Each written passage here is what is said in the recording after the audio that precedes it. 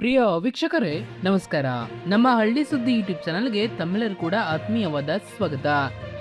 ರೈತರ ಸಾಲ ಮನ್ನಾದ ಬಗ್ಗೆ ಮತ್ತೊಂದು ಬಿಗ್ ಅಪ್ಡೇಟ್ ಒಂದು ಬಂದಿದೆ. ಹೌದು, ರೈತರ ಸಾಲ ಮನ್ನಾ ಆಗುತ್ತಾ, ಆದರೆ ಎಷ್ಟು ಆಗುತ್ತೆ ಎಲ್ಲವನ್ನು ಕೂಡ ನಾನು ಈ ವಿಡಿಯೋದಲ್ಲಿ ತಿಳಿಸ್ಕೊಡ್ತಾ ಹೋಗ್ತೀನಿ. ದಯವಿಟ್ಟು ವಿಡಿಯೋನ ಮಧ್ಯದಲ್ಲಿ ಸ್ಕಿಪ್ ಮಾಡದೆ ಸಂಪೂರ್ಣವಾಗಿ ನೋಡಿ.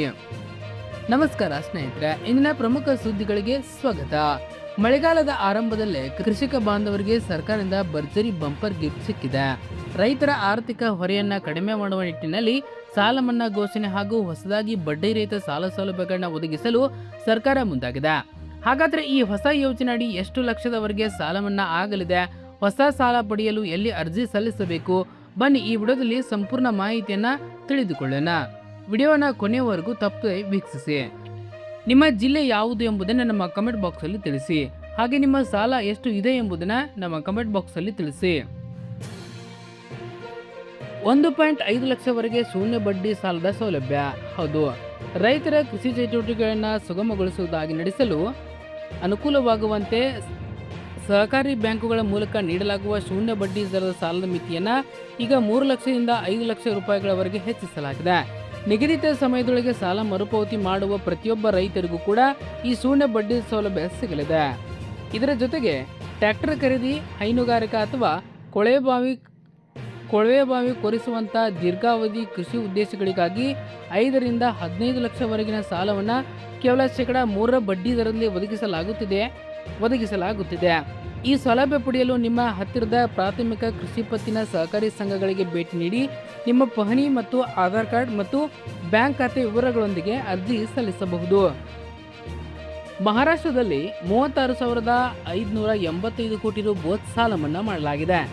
ಮಹಾರಾಷ್ಟ್ರ ರಾಜ್ಯ ಸರ್ಕಾರದ ತನ್ನ ರೈತರಿಗೆ ಐತಿಹಾಸಿಕ ಕೊಡುಗೆಯೊಂದನ್ನು ನೀಡಿದೆ. ಬರೋಬ್ಬರಿ 36,585 ಕೋಟಿ ರು ಮೊತ್ತದ ಬೃಹತ್ ಸಾಲ ಮನ್ನಾ ಯೋಜನೆಗೆ ಅಲ್ಲಿನ ಸಚಿವ ಸಂಪುಟ ಅಸ್ತು ಎಂದಿದೆ.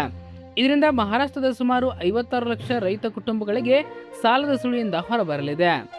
ಇನ್ನು 2025ರ ಸೆಪ್ಟೆಂಬರ್ 30ರವರೆಗಿನ ಬಾಕಿ ಉಳಿದಿರುವ 2 ಲಕ್ಷ ವರೆಗಿನ ಬೆಳೆಸಾಲ ಮನ್ನಾ ಮಾಡಲಾಗುತ್ತಿದ್ದು, ಪ್ರಾಮಾಣಿಕವಾಗಿ ಸಾಲ ತೀರಿಸಿದ ರೈತರಿಗೆ 50,000 ಪ್ರೋತ್ಸಾಹ ಧನವನ್ನು ಕೂಡ ಘೋಷಿಸಲಾಗಿದೆ.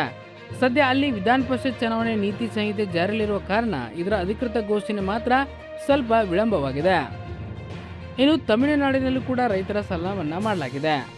ಇತ್ತ ನೆರೆಯ ತಮಿಳುನಾಡಿನಲ್ಲಿ ಕೂಡ ನೂತನ ಮುಖ್ಯಮಂತ್ರಿಯಾದಂಥ ವಿಜಯ್ ಅವರು ಸಣ್ಣ ಮತ್ತು ಅತಿ ಸಣ್ಣ ರೈತರ 50,000ವರೆಗಿನ ಬೆಳೆ ಸಾಲವನ್ನು ಸಂಪೂರ್ಣವಾಗಿ ಮನ್ನಾ ಮಾಡಲಾಗಿದೆ ಪ್ರಕಟಿಸಿದ್ದಾರೆ. ದೊಡ್ಡ ರೈತರಿಗೆ 5 ಲಕ್ಷವರೆಗಿನ ಸಾಲದ ಪರಿಹಾರ ನೀಡುವುದು ಎಂದು ತಿಳಿಸಿದ್ದಾರೆ. ಒಟ್ಟು 2044 ಕೋಟಿ ರು ವೆಚ್ಚದ ಈ ಯೋಜನೆಯಿಂದ 14 ಲಕ್ಷಕ್ಕೂ ಅಧಿಕ ಕೃಷಿಕರಿಗೆ ಲಾಭದಾಯಕವಾಗಲಿದೆ ಎಂದು ಅವರು ತಿಳಿಸಿದ್ದಾರೆ. ಕಾವೇರಿ ಮತ್ತು ಮೇಕೆದಾಟು ಯೋಜನೆ ವಿಚಾರವಾಗಿ ಕರ್ನಾಟಕದ ವಿರುದ್ಧ ಕಾನೂನು ಹೋರಾಟವನ್ನು ತೀವ್ರಗೊಳಿಸಲು ತಮಿಳುನಾಡು ಸರ್ಕಾರ ಅಧಿಕಾರಿಗಳಿಗೆ ಸೂಚನೆ ನೀಡಲಾಗಿದೆ. ಇನ್ನು ಕೇಂದ್ರ ಸರ್ಕಾರದ ಸ್ಪಷ್ಟನೆ, ಸಾಲ ಮನ್ನಾ ಬದಲಿಗೆ ನೇರ ನೆರವು. ಹೌದು, ದೇಶಾದ್ಯಂತ ರೈತರ ಸಾಲ ಮನ್ನಾ ಮಾಡುವ ಕುರಿತು ಲೋಕಸಭೆಯಲ್ಲಿ ಸ್ಪಷ್ಟನೆ ನೀಡಿರುವ ಹಣಕಾಸು ಸಚಿವೆ ನಿರ್ಮಲಾ ಸೀತಾರಾಮನ್ ಅವರು, ಕೇಂದ್ರ ಸರ್ಕಾರದ ಮುಂದೆ ಸದ್ಯಕ್ಕೆ ಸಂಪೂರ್ಣ ಸಾಲ ಮನ್ನಾ ಮಾಡುವ ಯಾವುದೇ ಪ್ರಸ್ತಾವನೆ ಇಲ್ಲ ಎಂದು ತಿಳಿಸಿದ್ದಾರೆ. ಅದರ ಬದಲಾಗಿ ಕಿಸಾನ್ ಕ್ರೆಡಿಟ್ ಕಾರ್ಡ್ ಮೂಲಕ 3 ಲಕ್ಷವರೆಗಿನ ಸಬ್ಸಿಡಿ ಸಾಲವನ್ನು ಯಾವುದೇ ಗ್ಯಾರಂಟಿ ಇಲ್ಲದೆ 2 ಲಕ್ಷವರೆಗಿನ ಅಲ್ಪಾವಧಿ ಸಾಲ ಹಾಗೂ ಪ್ರಧಾನಮಂತ್ರಿ ಕಿಸಾನ್ ಸನ್ಮಾನ್ ನಿಧಿ ಯೋಜನೆಯಡಿ ವಾರ್ಷಿಕ 6,000 ನೇರ ನಗದು ವರ್ಗಾವಣೆ ಮಾಡುವ ಮೂಲಕ ರೈತರಿಗೆ ಆರ್ಥಿಕ ಸಬಲೀಕರಣಕ್ಕೆ ಸರ್ಕಾರ ಒತ್ತು ನೀಡುತ್ತಿದೆ ಎಂದು ತಿಳಿಸಿದ್ದಾರೆ. ರೈತ ಸಂಘಟನೆಗಳ ನಿರಂತರ ಹೋರಾಟ. ಈ ಎಲ್ಲ ಬೆಳವಣಿಗೆಗಳ ನಡುವೆ ರೈತರು ಸಂಪೂರ್ಣ ಸಾಲ ಮನ್ನಾ ಮಾಡಬೇಕು ಹಾಗೂ ಹೊಸ ಸಾಲ ಸೌಲಭ್ಯಗಳನ್ನು ತಕ್ಷಣವೇ ಒದಗಿಸಬೇಕೆಂದು ಆಗ್ರಹಿಸಿ ಸಂಯುಕ್ತ ಕಿಸಾನ್ ಮೋರ್ಚಾ ಸಂಘಟನೆಯು ತಹಸೀಲ್ದಾರ್ ಅವರಿಗೆ ಮನವಿಯನ್ನು ಸಲ್ಲಿಸಿದ್ದರು.